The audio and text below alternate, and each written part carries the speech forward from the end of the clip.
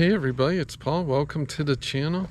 Got Ben washing the old truck, and my first videos that I did on this were pretty popular, and I'm still getting asked from time to time what I think about my Ram. It's a 2022 2500 with the 6.7 Cummins. We've got 24,000 on this bad boy now, and I thought I'd just do kind of a what do we think now after we've put a few miles on it. All in all, I would buy it again.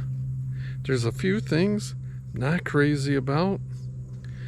I know when I first did the video, I complained about the air.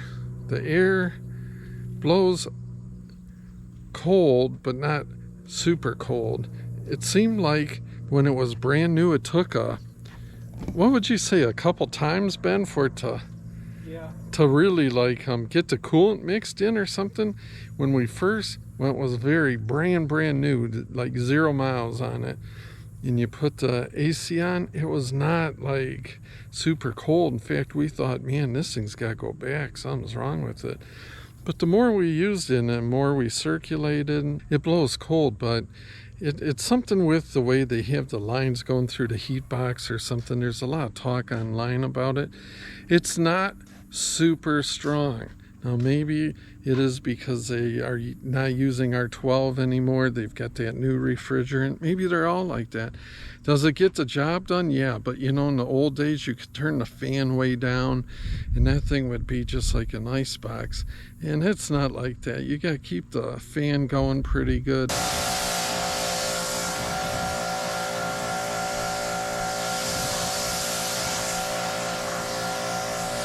Another issue that I'm not super keen on is the brakes. Now, we pull trailer. I've never felt like I wouldn't be able to stop. It's not like that. Like I say, this has 24,000 on it, and it was like that from day one. And it could be because I'm coming from a manual 2500 Ram. But the brakes, the brake pedal, doesn't feel like it's got a huge amount of strong pedal behind it. This is the best way I can explain it.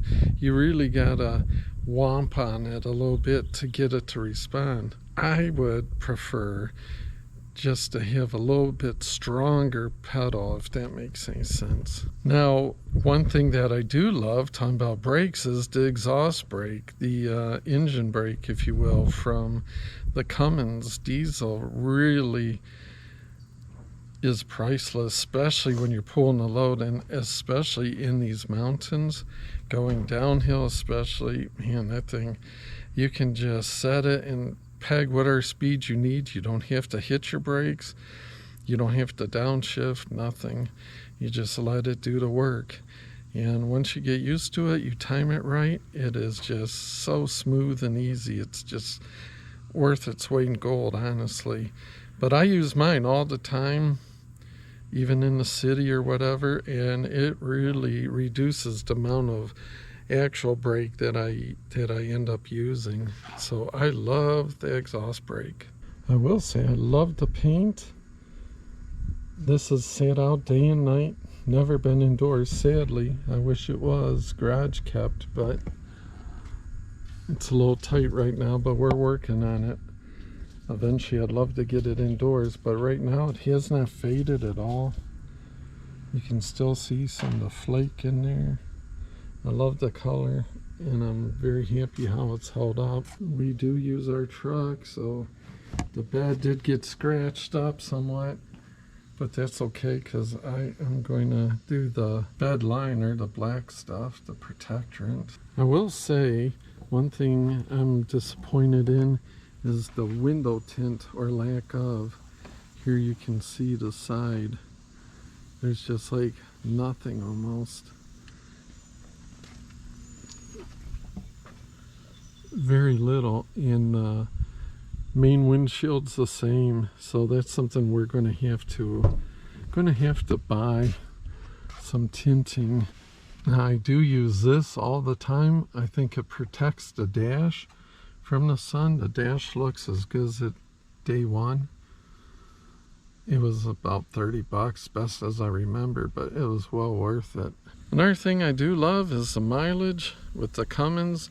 And I'm not just talking highway, I'm talking city. It's averaging about 20 miles per gallon.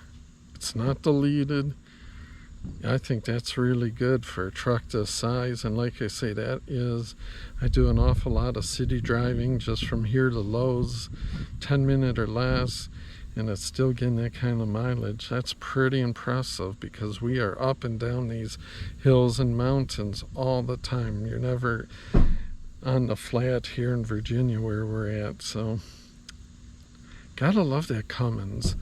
You pay a little bit more, 10 grand or so up front, but I swear you get in the back end, and it was definitely worth it. When you're pulling a trailer and you're going up those mountains and you just want to pass somebody, just give it the power. It never complains, never bogs down, just goes to town, gets the job done. We have no problem starting it, haven't had any problems with the regen or anything like that.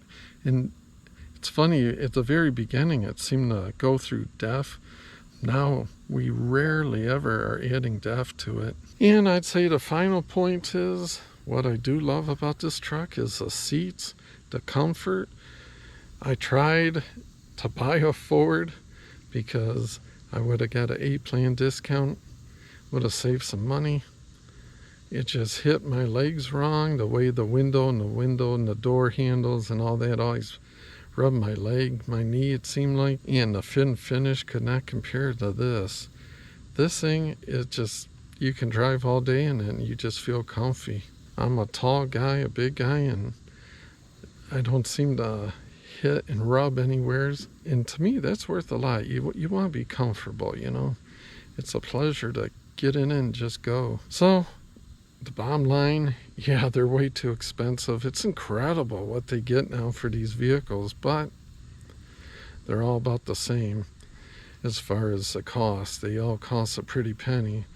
But I would buy this one again without question. I would not go to Duramax. I would not go to the 4 with the problems with the fuel pumps that they have. No, I'd stick with the Cummins, and that means Ram. So maybe next time get 3500, but I do love that 2500 ride. It's so much comfort. It's like being in a passenger sedan. So, well, until next time, thanks for stopping by, and we'll see yous.